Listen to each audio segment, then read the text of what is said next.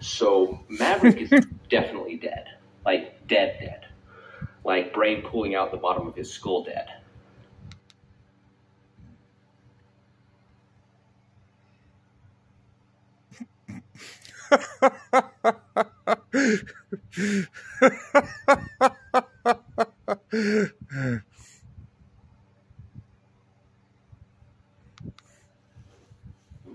Spoiler warning for Top Gun Maverick. Right here in this scene, we see Maverick hit Mach 9 and then come around this curve. Well, later on in the video, it shows us his actual path, and so I'll trace that out in red here.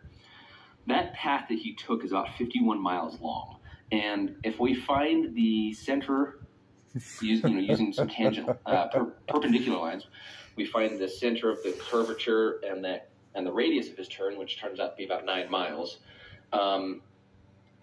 We can calculate his g-force using load factor and then calculating the banking angle of a turn of that speed and size. And we end up with a g-force of about 61.7 Gs, which is about 50 Gs more than is enough to kill a person. So Maverick is definitely dead. Like, dead. Like, brain pulling out the bottom of his skull dead. Spoiler warning for Top Gun Maverick. Right here in this scene, we see Maverick hit Mach 9 and then come around this curve. Well, later on in the video, it shows us his actual path, and so I'll trace that out in red here. That path that he took is about 51 miles long, and if we find the center, using some tangent perpendicular lines, we find the center of the curvature and the radius of his turn, which turns out to be about 9 miles. We can calculate his g-force using load factor and then calculating the banking angle of a turn of that speed and size. And we end up with a g-force of about 61.7 Gs, which is about 50 Gs more than is enough to kill a person. So Maverick is definitely dead. Like, dead. Like, brain pulling out the bottom of his skull dead. Spoiler warning for Top Gun Maverick. Right here in this scene, we see Maverick hit Mach 9 and then come around this curve. Well, later on in the video, it shows us his actual path, and so I'll trace that out in red here. That path that he took is about 51 miles long, and if we find the center, using some tangent perpendicular lines, we find the center of the curvature and the radius of his turn, which turns out to be about 9 miles. We can calculate his g-force using load factor and then calculating the banking angle of a turn of that speed and size. And we end up with a g-force of about 61.7.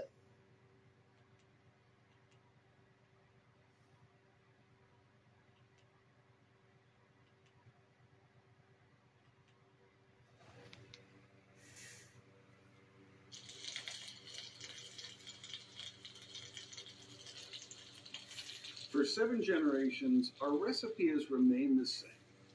We have never wavered. We have never compromised. You can see it on our label. Hey, Maverick. Yeah. Hear about ice? You want another one? Really? I feel the need.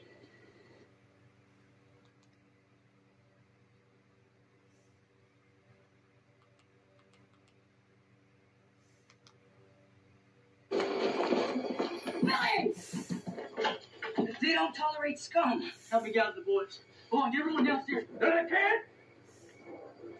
Alias William H. Bonnet? Deputy Carlisle, I best go speak to him. Antrim? And Dave Rudeball of Las Vegas. He said Dave Rudeball of Las Vegas. Real happy for you, Dave. Black Knights on the premises. Turn your bodies over to the law. Or perish in flames. Hello, what's going on down here? Little kid? We have Jane Greathouse held out here. I'm coming in to talk to you. If anything happens to me, the citizens here say they will string her up and burn her. Do you agree to those terms? Do I agree to those terms? Who is this guy? Yes, sir. We agree to those terms. Going in. All All right, boys. Put your guns away. Look respectable. Ladies upstairs. Fired. Disappear.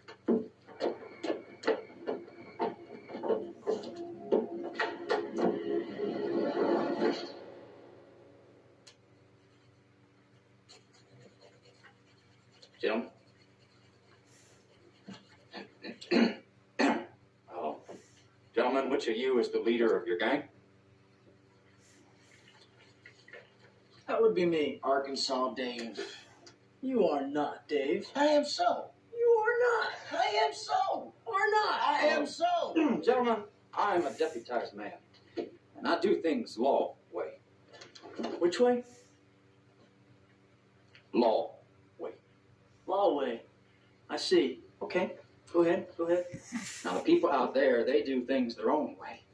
They got their mind set on a hand. Now, it's going to be hell if I can't control this situation. So, what I propose is this. I understand you have an Indian in your group. Yes, sir. Jose Chavez y Chavez. It's a Mexican Indian. How'd that be? Well, that'll be just fine. If I can give this Indian to those people out there, they'll be well satisfied. The rest of you can just ride out. You hear that, Chavez? Sir, I agree to those terms. They're an angry mob indeed, and we do happen to have an Indian on the premises. Give me your hat.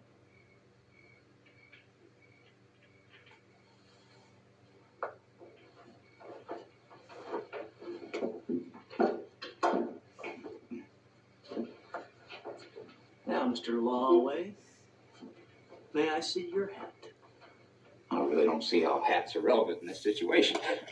I do. Dave. The gentleman's jacket.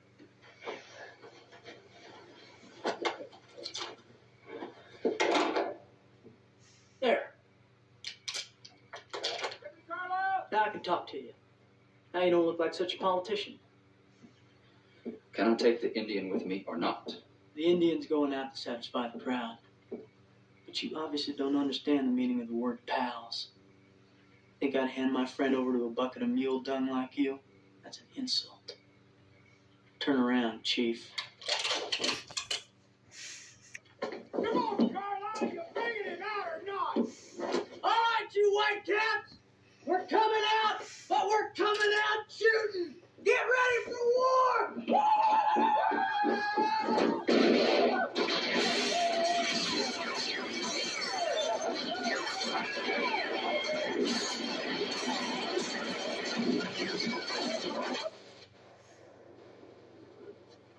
Uh-oh.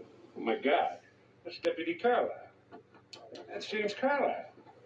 Let's go.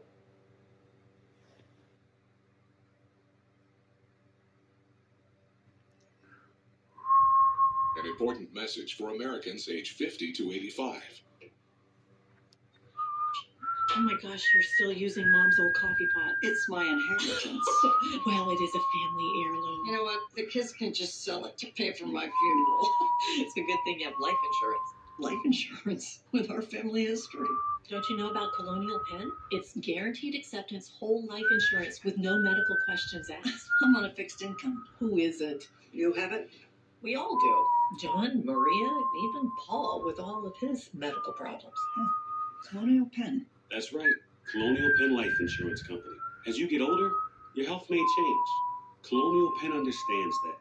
And we don't think it should keep you from getting life insurance to help protect your family. That's why we guarantee acceptance to everyone aged 50 to 85. No health questions, no medical exam. Applying is easy. And you have... Darling, when a man rides 200 miles to do a job, you can bet your Spanish land grant he's going to get that job done.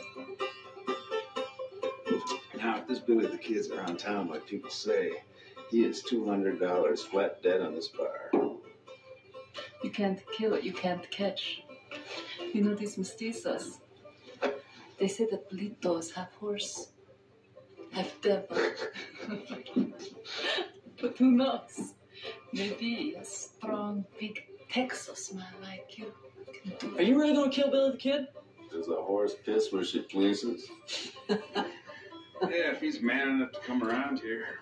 Is that the gun you're going to shoot him down with? Can I touch it? Please? You know, sir, I do admire you, and I sure would like to touch the gun that's going to kill Billy the Kid. You know Iron Boy? Yes, sir. Go ahead then. Have a look. And pass her back. That there gun killed Ed Rollins. Is that right? Hey, barkeep, let's have a little round of stone fence for a little lady in the house. Okay, pass it back, son. Stroke a gun like that, you might as well be stroking a man's woman. Pass it up. Well.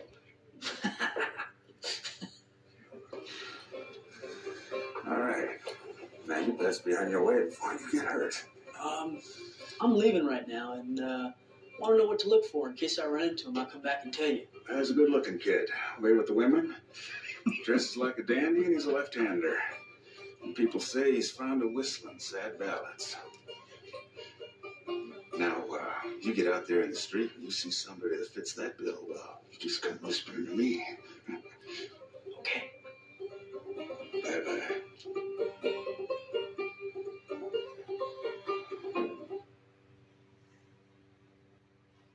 Why'd you go and do that?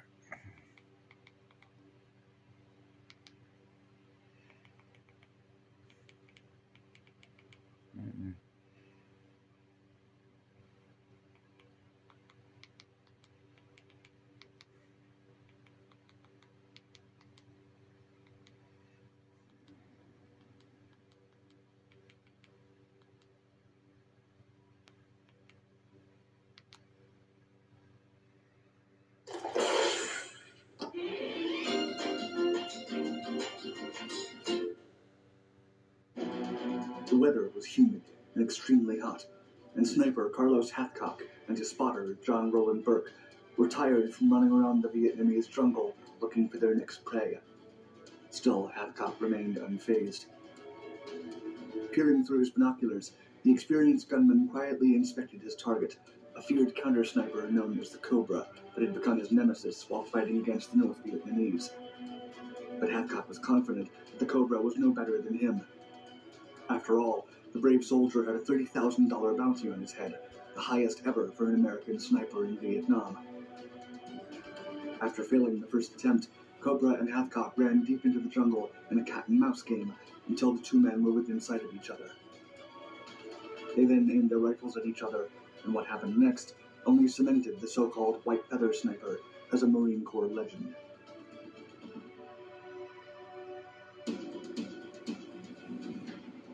The White Feather. Carlos Hathcock took part in 2 Vietnam tours.